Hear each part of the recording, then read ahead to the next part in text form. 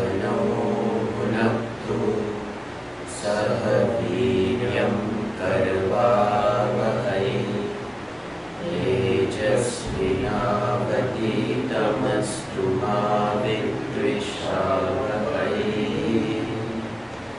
ॐ शान्ति शान्ति शान्तिः।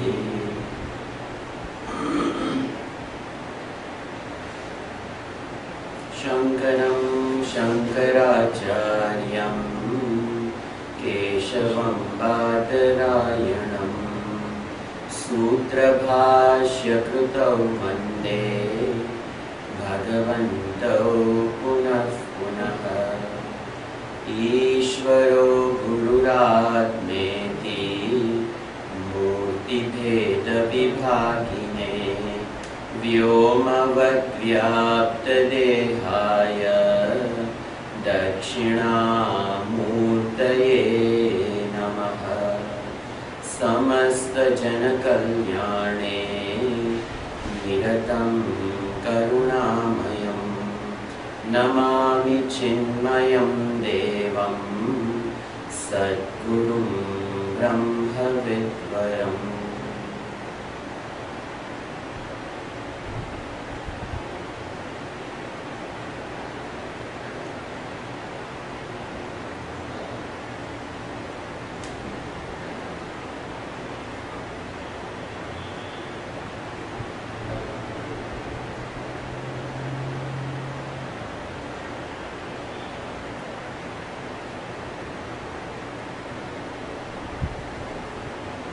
We have already started our study of Mundaka Upanishad over this summer, and in this past summer I have taken the Bhashya of Mundaka Upanishad.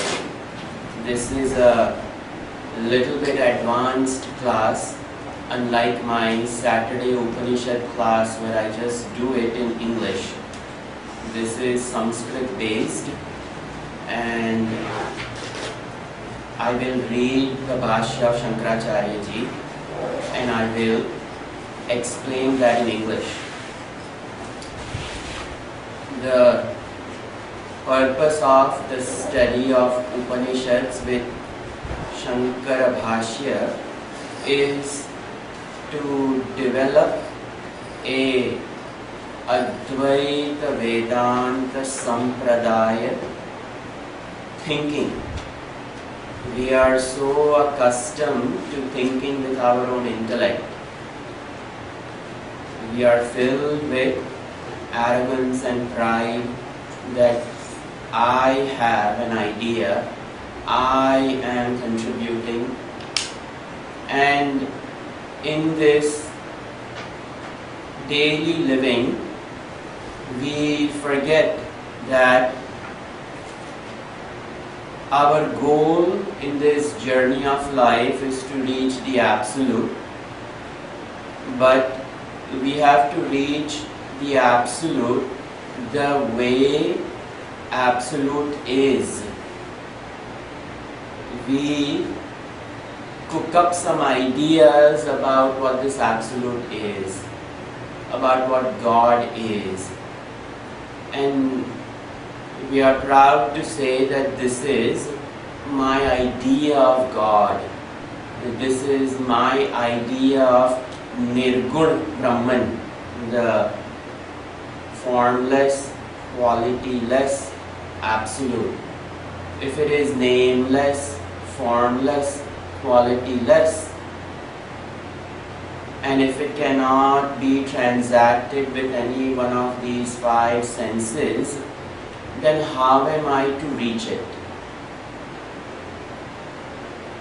Our five senses, including the mind and the intellect, have severe limitations created by the very material with which it is made.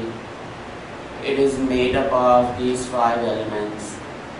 But this causeless self is beyond it. So it cannot be known through any one of these equipment, and thus the methodology of knowing this absolute, it is known as Vastu Tantra, meaning it has to be known the way it is. And when we learn about the world of objective reality, that knowledge dawns in us as Purusha Tantra. It is dependent upon me. A teacher may stand in front of a class and talk about physics, and there may be some 20 odd students. Each one of them understands physics, but they understand the physics with the limitation of their intellect, and thus when the teacher gives an exam, everybody does not get 100%. And that is called Purusha Tantra. It is dependent upon that individual, and that individual has acquired maybe part knowledge for some, maybe full knowledge for the other. But the knowledge of Brahman is not like that. There is no 60% knowledge of Brahman, 80% knowledge of Brahman, 99% knowledge of Brahman. Either you know Brahman or you don't know Brahman. This is called, this way of knowing Brahman the way it is. It has to be known as mentioned in the scriptures, and for that implicit discipline as injuncted by the scriptures, Shastra, and the Guru is necessity. It is of the utmost importance. The teacher's job is to destroy the student. In Vedanta, that is the job of the teacher, to completely destroy the student. Any opportunity, time the teacher requires will slice and murder that ahankar. It is required. Because as long as it is there, the object that we think of as Brahman right now will never be known. So, thus the study of Upanishads with Shankar Bhashya is very important. We have to acquire the thread with which it is to be known, and that thread is called Sampradaya Janita Jnana. And it is very important what is Advaita Sampradaya is, and that is acquired through proper study with this Bhashya, which makes our study easier. It is difficult, but with it becomes a bit easy. So, Mundaka Upanishad has 6 different vallis, and I did the introduction. The Upanishad starts out by the teacher Shaunaka approaching his the student Shaunaka approaching his teacher Angirasa, and the student asks this teacher that could you please teach me? And the question is asked in the 3rd mantra. Shaunako havai mahashalo girasam vidivat upasanna prapacha kasminnu bhagavo vijñāte sarvamidam vijñātam bhavatiti. The question is, O teacher, what is it knowing which all is known. And the teacher asks that there are two types of knowledge in the fourth mantra. Dve vidye veditavya iti hasma. And the teacher says that there are two types of knowledge. Iti hasma, this was declared in the past. So the humility of the teacher is that it is not that I am teaching you that there are two types of knowledge. This is what it was in the past, and I also learned the same from my teacher, and what I learned is what I am teaching you.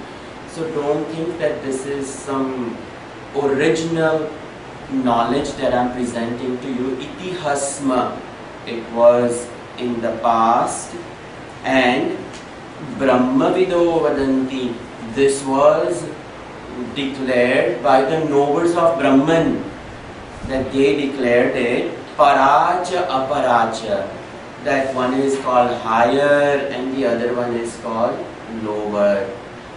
And then he declared in this mantra number 5, Tatra apara, what is the lower? He says, what is the lower? Rugveda, Yajurveda, Samaveda, Atharvaveda, Shiksha, Kalpa, Vyakaranam, Niruktam, Chandas, Jyotishamiti. All this is considered to be apara, lower. And what is lower? The whole of Rugveda, the whole of Yajurveda, Samaveda, Atharvaveda. So this Upanishad itself comes from Atharva, so it is also lower. All that. Shiksha, the phonetics of learning a language. Kalpa, the prayog, vidhi of application of words in rituals. Vyakaranam, the grammar required to understand the language itself. Niruktam, the etymology of the word, so proper understanding can dawn. Chandas, the prosody in which the particular mantra is composed. And Jyotisham, the astrology which is required to find a proper date and time to conduct a particular ritual. All these things are required to know Vedas. So the teacher says all this is lower, it is not going to come to any help. And I went through great explanation why it is lower. It is lower because it is objective knowledge. And the last line says Athapara, and the higher is Yaya tad aksharamati gamyate. This book, Upanishad, it reveals the absolute. So the identity revealing statements, even they are considered to be lower because it is words. It is just an identity. If that identity is not revealed, even with a Mahavakya, the identity revealing words, it is still lower. Because if you have gathered some information in here about Mundaka Upanishad, it has not resulted in knowledge of Brahman. When these aphorisms of Brahman, they dawn in our intellect as, that is who I am. When that identity is fixed, when the ego leaves, and when the knowledge of the self is replaced and I know who I am, that alone is considered to be paravidya. All else is just words. As long as it is just a diction, words, it is lower. You can place this book in your library and it can collect some dust. This information can then enter our intellect, and the Ahankar will be that much bigger that now I have studied Mundaka Upanishad. So the intellect is little bit more bigger with the knowledge that I have studied Mundaka Upanishad. It is still word knowledge. It is still in the purview of Apara Vidya, lower, because it is information. That information has not gone into actually fixing the identity, and thus the Upanishad is clear that even the Upanishad is considered to be lower Vidya if this Upanishad cannot serve as a tool to transform the intellect into the all-pervading Brahman. So this is how Para and Apara was defined. And then the teacher jumped to the Apara in the 6th mantra. Yattad dreshyam grahyam gotram varnam tada chakshushrotram achakshushrotram tada panipadam nityam vibhum sarvagatam susukshmam tadavyayam yad bhutayonim paripashyanti dhiraha. Paripashyanti dhiraha, the wise ones, the ones whose identity has been fixed, the ones who have in them the aphorisms have dawned into a identity which reveals the true nature, and when they abide in it, what do they say? What is the abidance in it? Yattara dreshyam, that identity of me as this all-pervading, omniscient, omnipotent, omnipresent Brahman is that adreshyam, it cannot be seen, agrahyam, it cannot be captured by any senses, captured by even a thought. You cannot capture Brahman and say Prajnanam Brahma. Yes, Prajnanam Brahma is an aphorism, but Prajnanam Brahma doesn't capture Brahman. It is through this aphorism you say, yes, this consciousness is Brahman, Prajnanam Brahma. But even the aphorisms cannot jail the all-pervading Brahman in a concept. So, agrahyam, you cannot capture it in a concept. Adreshyam, agrahyam, agotram, it has no lineage. It is, by saying it is agotram, it is causeless cause. It is self-existing, swayambhu. That is what it means. Avarnam, nothing can describe this absolute. Achakshushrotram, eyes cannot go there. Eyes cannot define it. Ears cannot hear it. Tadapani padam, the hands cannot capture it. The feet cannot take us to a place where Brahman exists, because it is all pervading. Nityam, it is avinashi, it is ever existent. Vibhum, it is all pervading. Vividha rupena bhati, vishesha rupena bhati, both ways, that it is the big and at the same time it is the smallest. It pervades the tiniest particle understood by physics, and it captures the farthest realms, even beyond what the visible universe is captured by the Hubble telescope. It is Vibhum. It is bigger than the biggest. Sarvagatam. It is the very substratum. It pervades everything. Sukshmam, it is incredibly subtle. By saying it is incredibly subtle, even the intellect cannot dissect it. It is the substratum of this intellect. So the intellect has to become Brahman to know Brahman. So it is so subtle that it cannot be known as an object. Tad avyayam. So then somebody says, it doesn't exist. No, no, no. It is undecaying presence.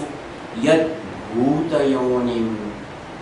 It is the very womb of the entire universe of matter and the universe of sentient beings. It is the upholder of everything. Jagat Karana Brahma is what is taken by saying that Yat Bhutayonim, it is the cause of everything. Paripashyanti Dhiraha, and the word is Paripashyanti, they ever see it. And for us, we never see it. We never see it because we have the sullied glasses of the five senses, the mind, the intellect, which creates concepts. But having these five senses, the mind, the intellect, the Rishi has gone beyond it, cast it off the senses, just like the snake removes its skin. And they have removed the upadhi of limitation, and because of that, staying in the prism of these senses, they ever see Brahman, and that is paripashyanti. Because they are not held captive by the limitations created by the body, the mind, the intellect, the senses. Karya Karana Sangat, a technical word in Sanskrit, Shankaracharya ji's favorite word throughout the whole Bhashya, that the cause and effect created limitations of the limiting adjunct of the body, the mind, intellect. That is called Karya, effect, Karana, instrument, Sanghat, the accumulation created by this specific instrument. This is also instrument. It's called a yantra. This is also an instrument. It's a purpose. This thing writes. With this we call. With this we know the time. So all these are yantras. These are all objects. These are all instruments, but the instrument has purpose. In the same way, we are not accustomed to seeing the human body and the mind as an instrument. We have to learn to see it as an instrument. And as long as the instrument exists, the instrument created limitation exists. This thing cannot do one extra thing other than showing time. That is it. Its job is to show time and nothing else. For its entire existence, that is all it will do. It was created for that purpose. As it exists, it fulfills that purpose, and when it is destroyed, the purpose is destroyed. Everything in this universe. The fan was created for a purpose, it is serving its purpose, and one day over. The body was created with a purpose, it is serving the purpose. Careful. We think it is serving the purpose. As long as the ego is using it, it is not serving the purpose. And the ego is selfishly using it. And that is why Brahman is not seen. The body is not used for what it was created. The human body was created to know Brahman. And if the body is not used to see Brahman, it is not fulfilling its purpose. And because it is not fulfilling its purpose, it is accumulating dirt, known as karmic vasanas. That's all. And that is the difference between us and the rishis. The rishis, haripashyanti, they only see Brahman. And that's why the qualification is dhiraha, dhimantah. The buddhi is transformed. So that is what we saw. And then what is avidya, what is lower knowledge, all that came in mantra number 7, yathurna nadi sujate gurnatecha. Then what is all this garbage around us called creation? The Upanishad does, each Upanishad does its particular job to shed light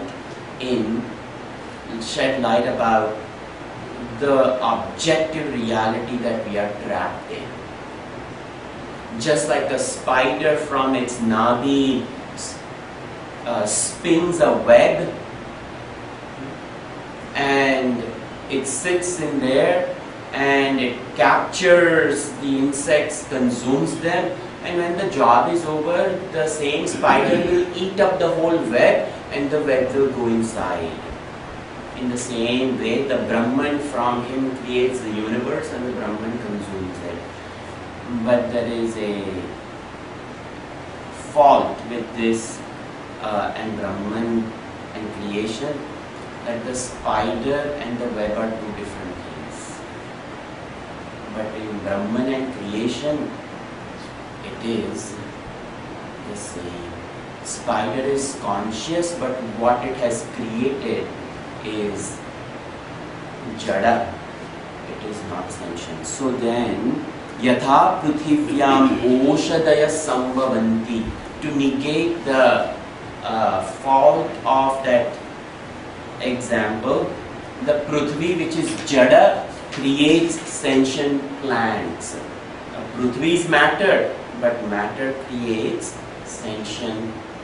Yatha pruthivyam oshadaya sambhavanti, and the opposite of that is yatha sata purushar, a sentient human body creates loma keshani, it creates dead follicle called hair. So jada prithvi, sentient plants, sentient body, jada hair. So it is to negate the limitations of yathurna nabi sujate grunnateja tatha aksharat sambhavati vishvam. In the same way, from this akshar purusha, from this absolute vishvam, the whole universe, sujati.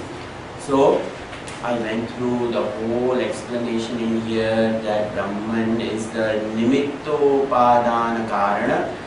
That itself requires several lectures to figure out what is nimitta upadana karan, non-different material instrumental cause. If you missed it, don't worry about it. It will come again. We entered chapter 1, section 2. So the first section, the whole summer went in understanding that. If you missed it, don't worry about it. Now the Brahma Vidya is introduced. What is absolute Brahman was introduced. What is not Brahman is introduced. What is not Brahman? Creation. But who created it? Who else other than Brahman? Why is it not Brahman? Because I do not know Brahman, so I have created a concept of it. But the Rishi who understands himself as Paripashyanti Dhira, ever they only see Brahman, in and through creation they do not see anything other than Brahman. So that is the only difference.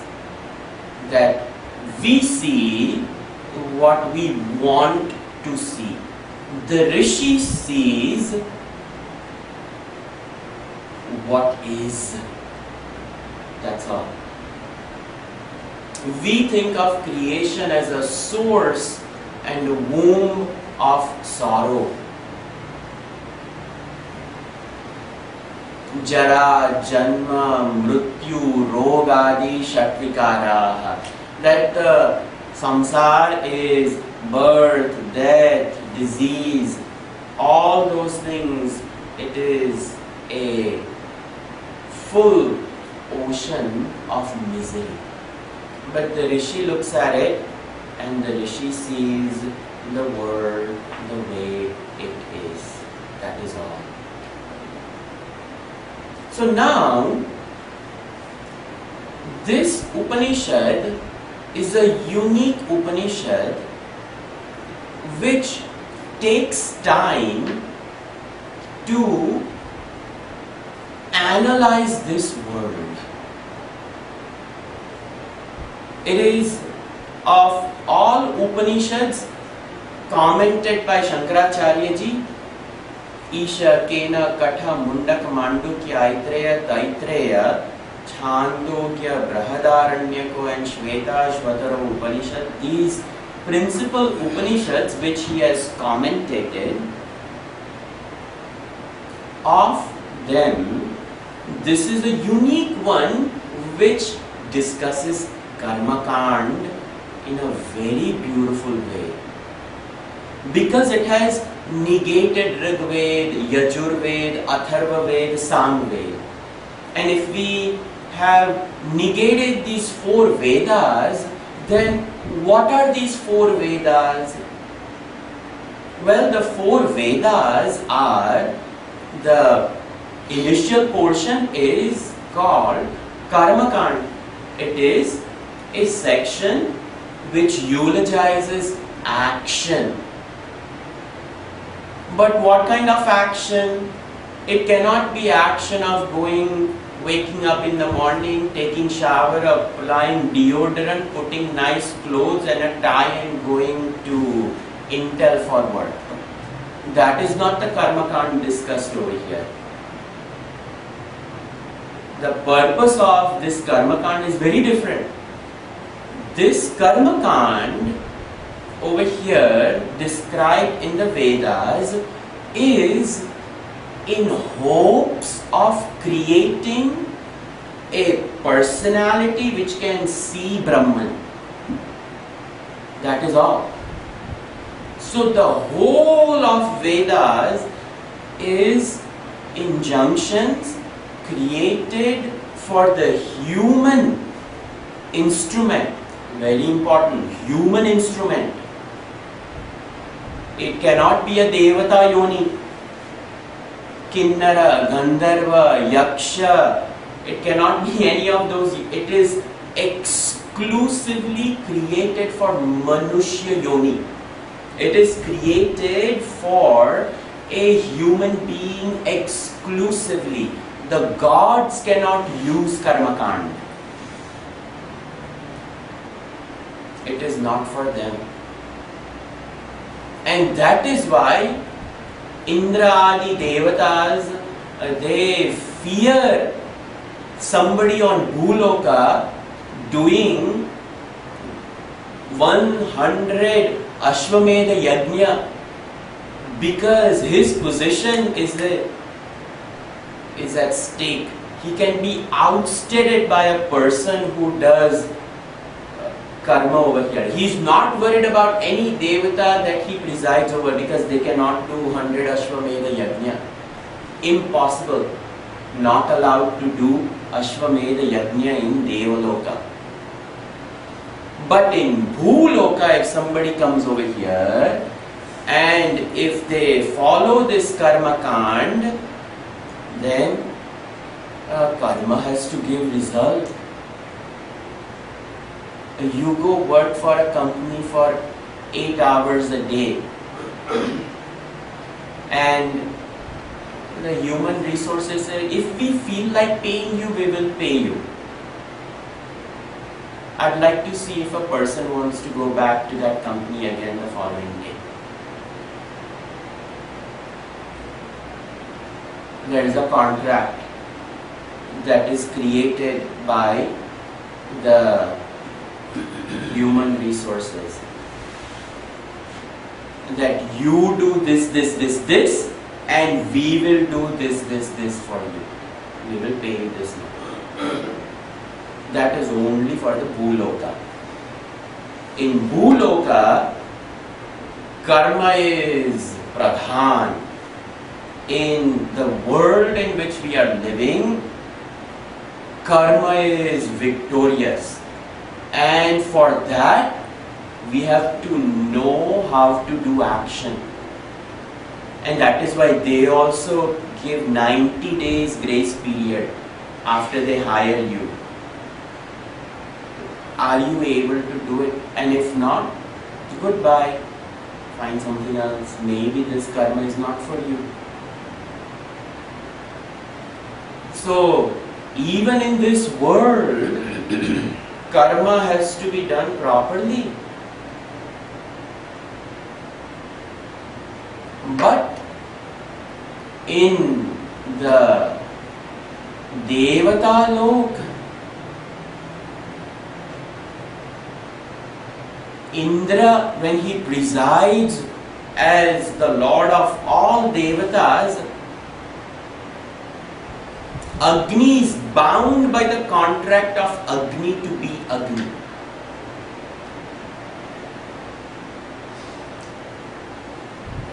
That is why Agni has to do, he has no choice. Varun Bhagwan has to be Varun Bhagwan, no choice. That's why they are called Devata, Dyotana Devata. They preside over this function and no point in time they can reject it. They have earned it. Whether they like it or not, it's besides the point. But once you earn a position in the Devaloka, final. But in Bhuloka, you can choose to do a karma or you can choose not to do a karma.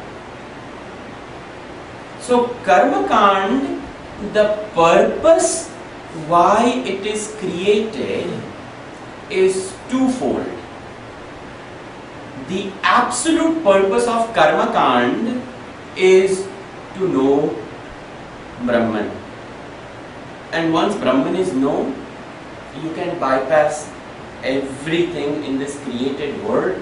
You will go beyond and nothing matters. Your identity is fixed. But in case if somebody is born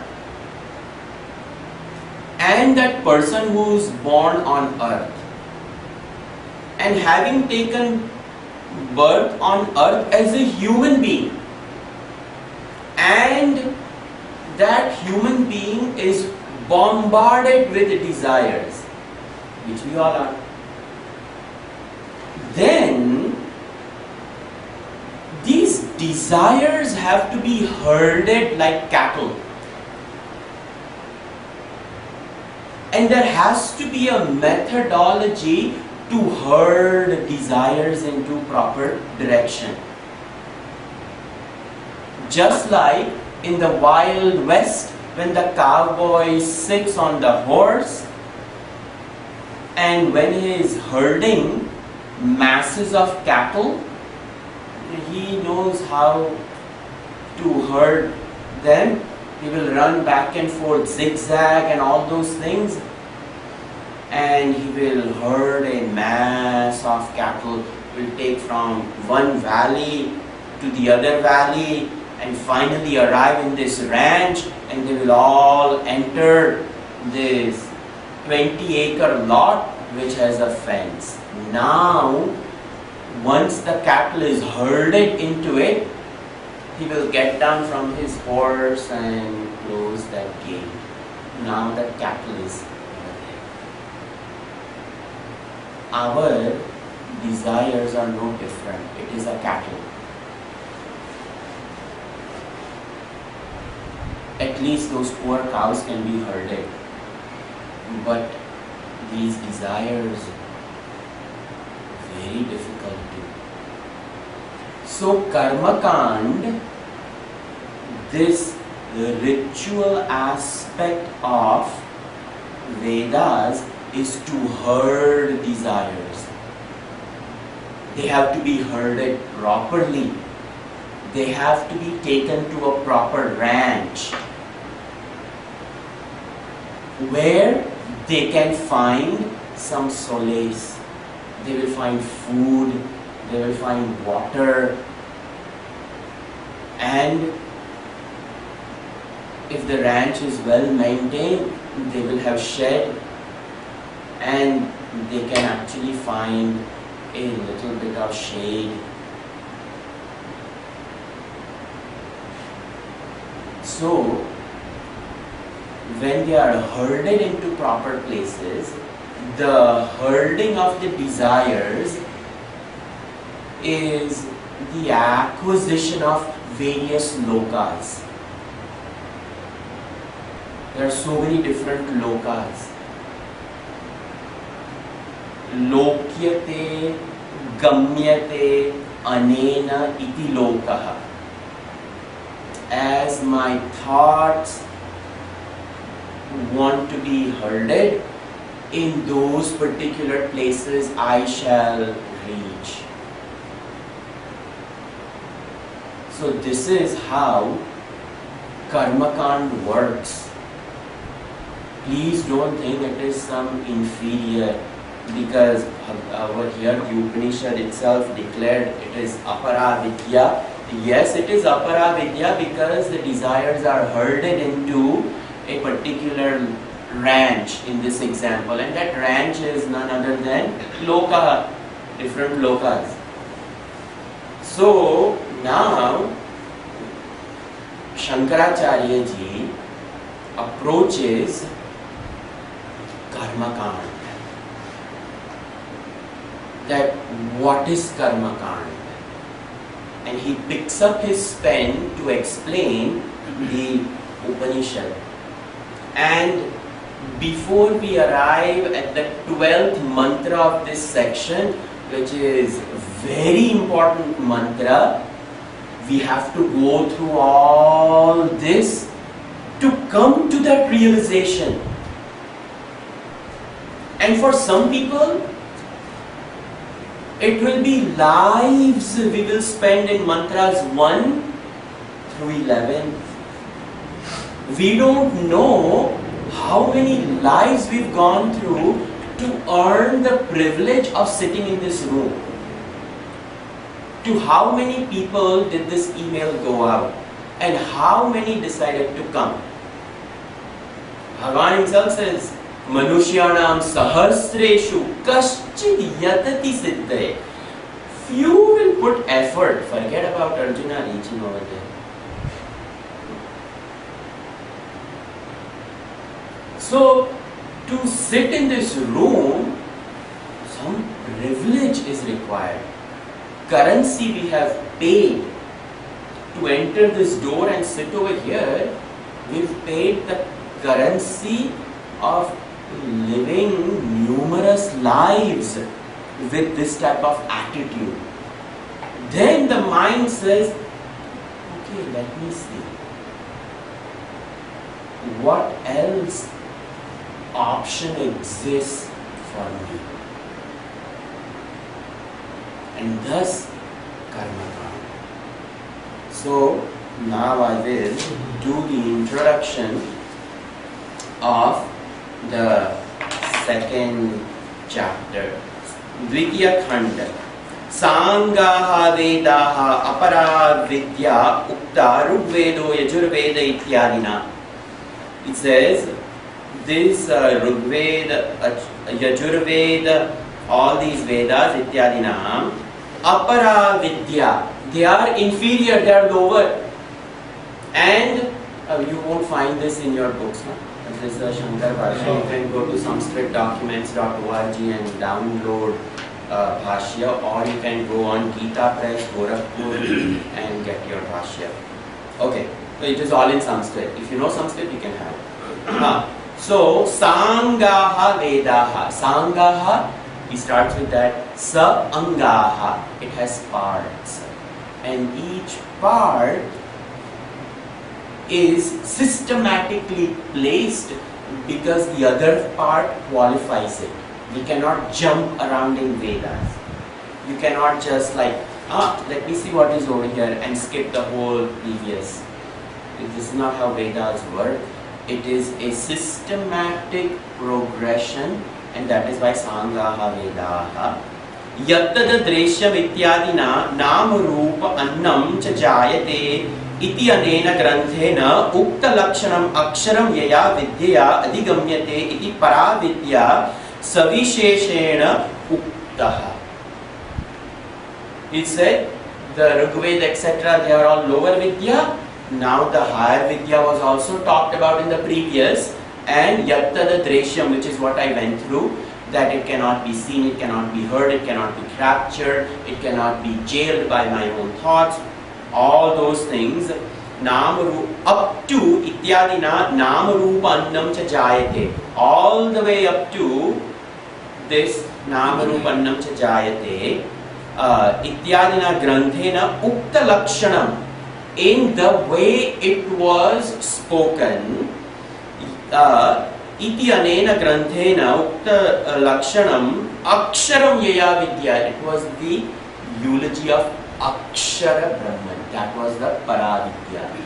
What is Paravidya was also discussed. Ata Param Anayoho Vidyaya Vidyayoho Vishayoho Viviktavyoho Samsara Moksho Iti Uttaraha Grantha Arabhyate. Now, coming up in this section, Uktaha Grantha Arabhyate. Now the book continues further, and what is discussed over here now, samsara and moksha from this samsara is going to be talked about.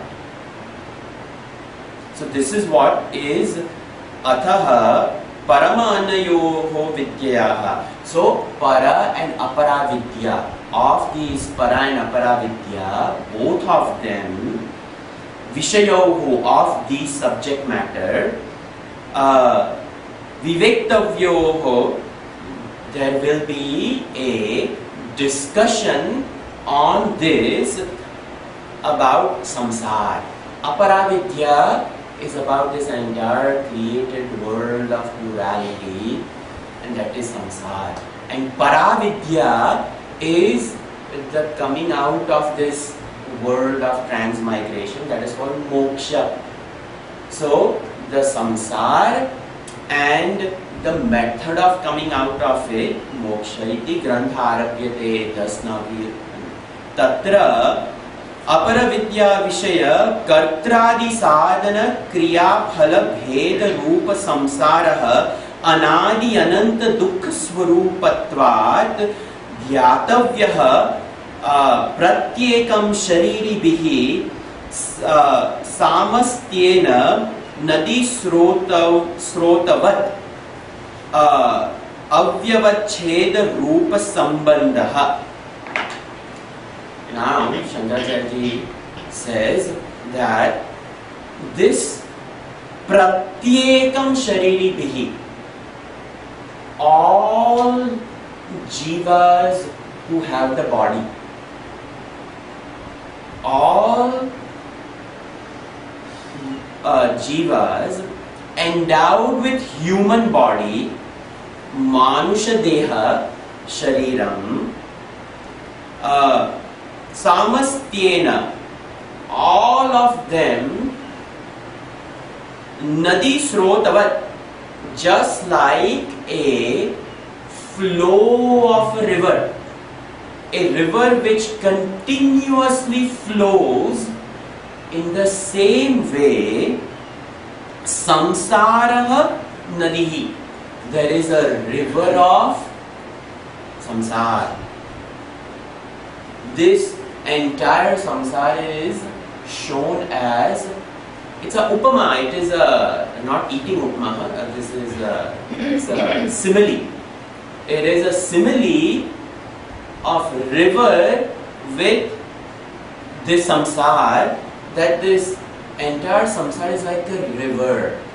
There is a continuous flow, and the creation is a flow.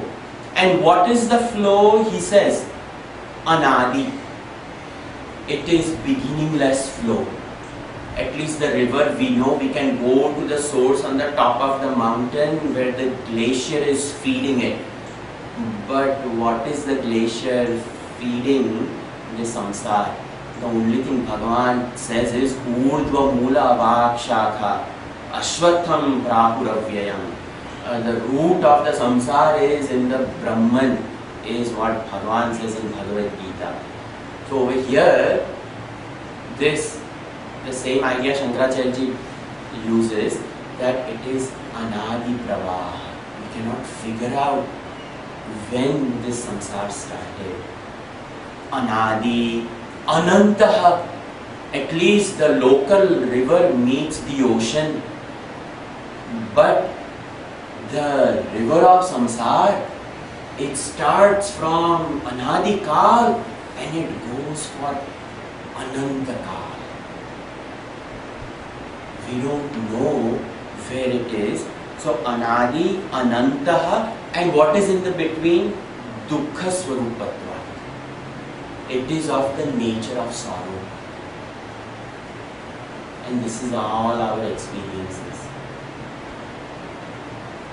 Sometimes a river is flowing, a rock will come and she will jump and it will be up only to fall down. Our life is just like that.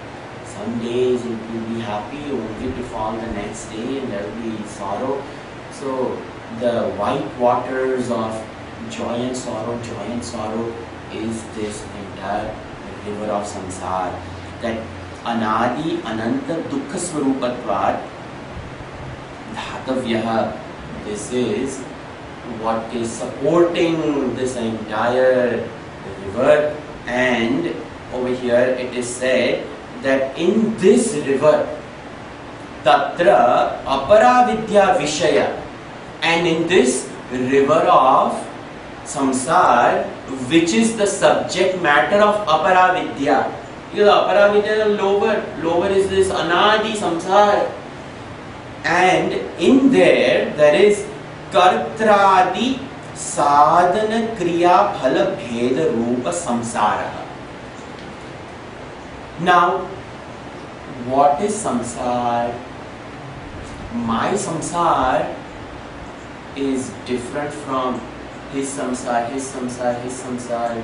Everybody has a unique samsara that we are exposed to. How is that samsara created? That is what he is explaining. That kartradi, kartru adi, doership. Then sadhana, equipment required to do that. Kriya, action. And then phala bheda rupa, and the differences created by the action, the fruits, is how we are all distributed. Two people can start a job at the same time.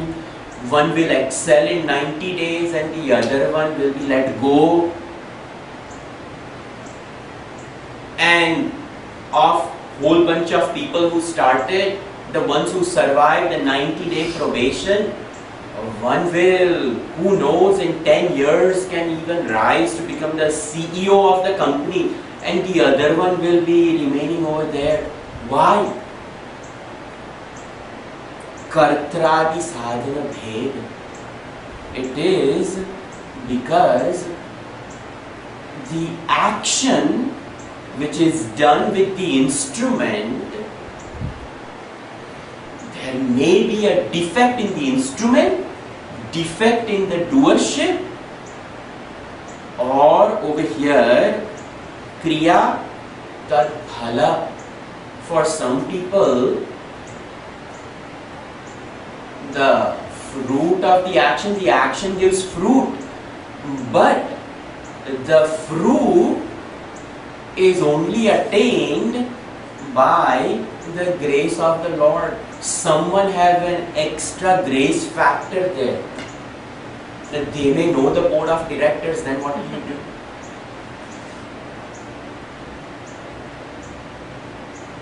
And this is the difference that you see in the river of samsara. Kartradi sadhana kriya phala bhed rupa. And when kartru adi, it is said in Sanskrit grammar, noun can be declined in the various vibhakti. Nominative, instrumental cases there, dative cases there, vocative, all of those, prathama, dvitiya, tritiya, chaturthi, panchami. Tritiya is the instrumental, like that. Each one of these vibhakti, that is called kartru adi. That noun, where does it fall into any of them? It can be an instrument, it can be an object of the action, or it can be the subject of the action. It could be the source of action.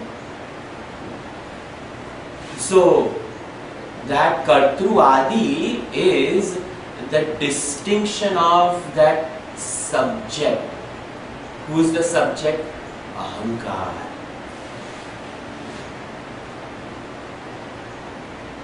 Ramaha, Ramat, Ramasya, Hey Ram, all of those. Where is Rama in this action? So that is the kartru adi. What is our relationship with this action? Because the action determines a lot of things, and that is why that is talked about. Tad upashama lakshanaha. And to reduce all this, to destroy all this, tad upashama, to remove it, upashama lakshanaha mokshaha. That is called moksha. Freedom from kartradi sadhana kriya phala bhed rupa samsara janita dukkha. To remove all this is called moksha. See how clear understanding of Advaita Vedanta is. This is called Advaita Sampradaya. We have to understand this. This will be repeated. So now when he approaches Karma Kand, what is Karma Kand for? When Satish does a ritual, he's a priest presiding, but then somebody sponsors it, so it becomes Yajman on the behalf of the Yajman. That is why the Sankalpa is so important. Who is doing for whom and for what result? Even that is declared. So the fruit of that ritual will